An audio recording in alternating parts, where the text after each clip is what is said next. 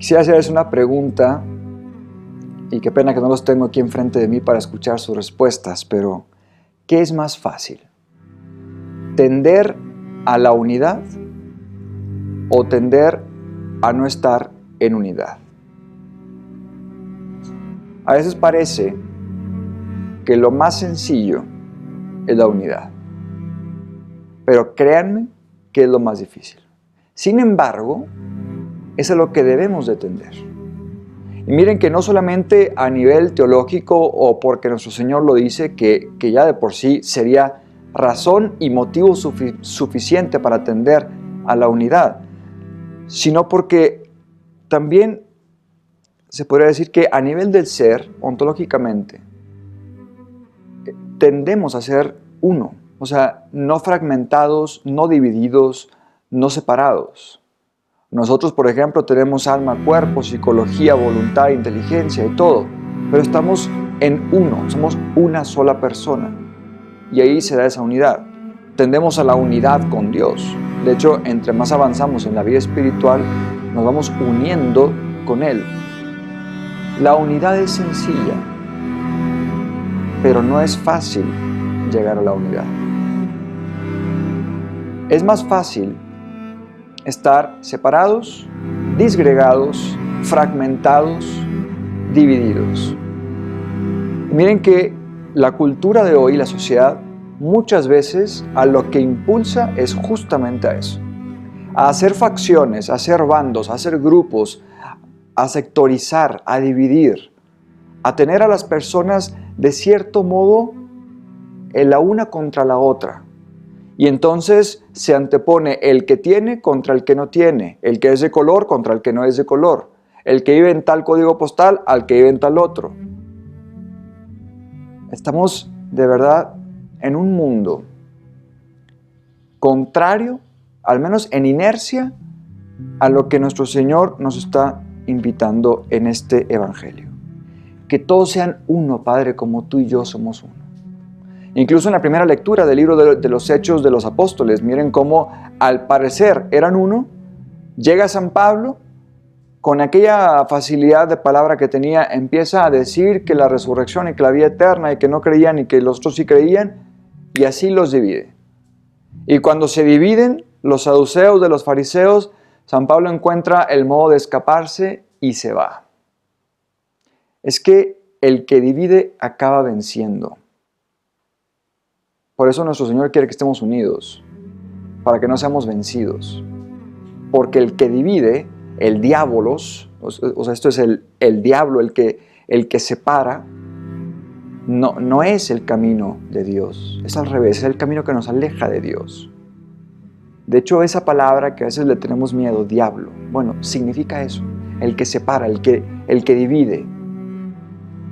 Ahí en nuestra sociedad, en donde encontramos división, ahí no está Dios. Ahí en donde encontramos discursos de odio, ahí no está Dios. Ahí en donde encontramos segregaciones, ahí tampoco está Dios. Porque Dios está en la unidad. Dios está en la sencillez, en la simplicidad. Es a lo que debemos de aspirar. Jesucristo quiere que seamos uno con Él y eres uno con el Padre. Y la Trinidad es un solo Dios, tres personas, pero un solo Dios.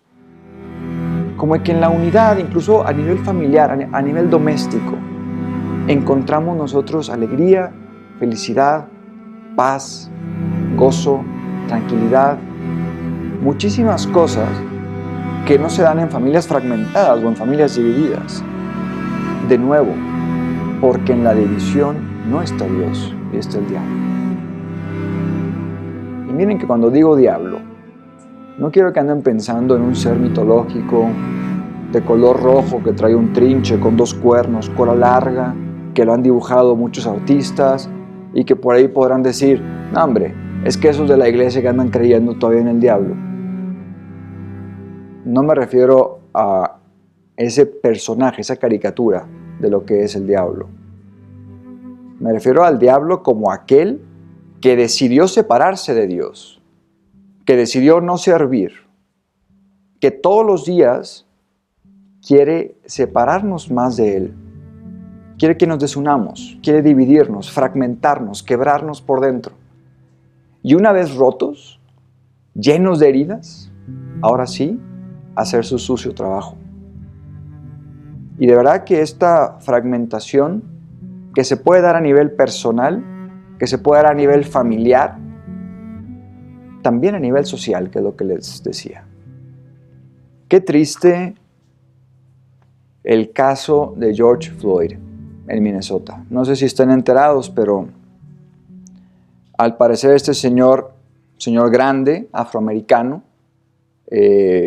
como el que pagó con un billete falso de $20 en una tienda, en un depósito, como se les conoce acá en México, llaman a la policía, lo bajan del coche, se resiste un poco. El caso es que un policía también bastante grande lo somete, lo esposan con las manos detrás, que es al menos lo más normal, se podría decir.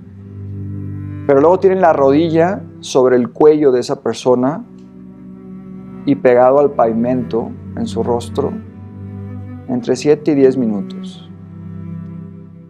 Esta persona se queja, empieza a decir que incluso no puede respirar y muere. Tiene ahí otras personas que lo están denunciando, que le están diciendo, no puede respirar, mira que lo estás matando. Y él como si no hiciera caso. Por si fuera poco, había otro compañero que está registrado en el video, al lado, que ni siquiera volteaba a ver al prójimo que estaba sufriendo y que estaba siendo abusado por el otro policía en un poder de autoridad en donde la fuerza fue excesiva al punto de matarlo. De veras que es triste esto.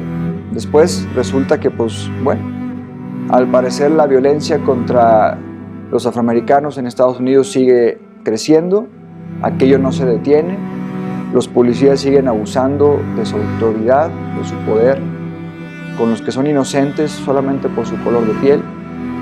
Al parecer esto no solamente se da en Estados Unidos, se da en otros lugares del mundo, y no solamente por la piel, sino por su condición social, por su formación cultural, en fin.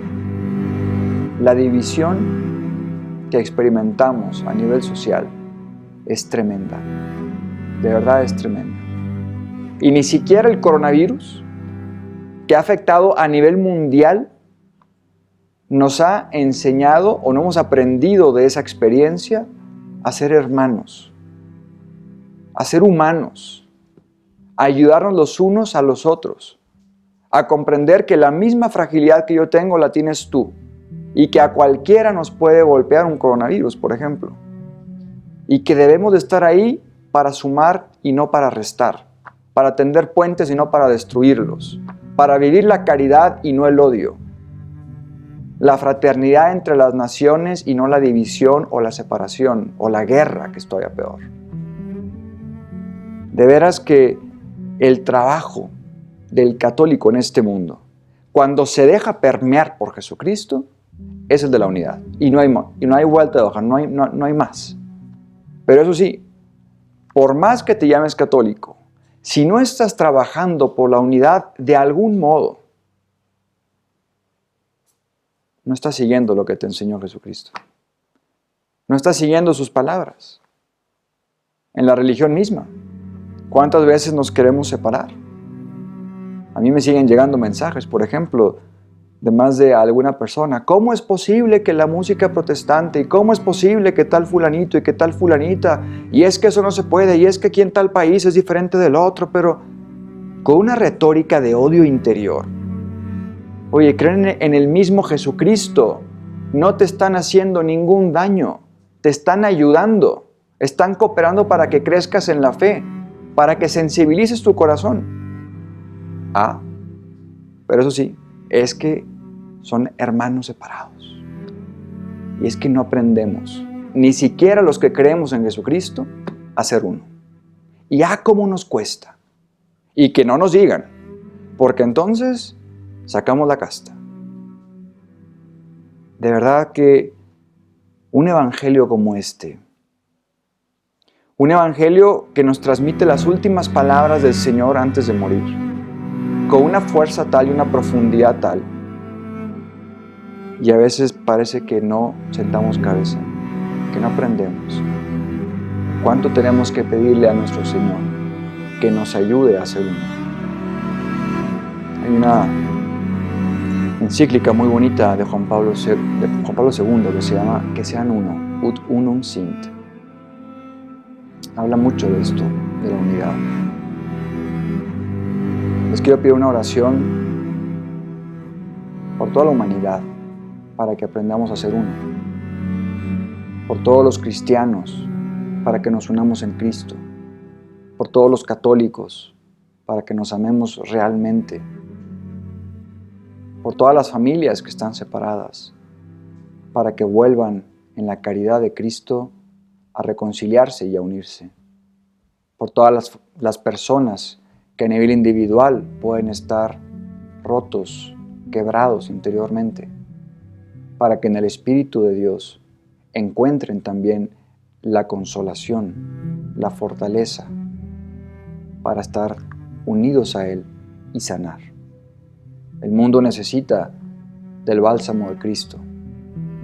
Y todo empieza por uno mismo, todo empieza por el hogar, por la sociedad y finalmente por el mundo. En nombre del Padre, y del Hijo, y del Espíritu Santo. Amén.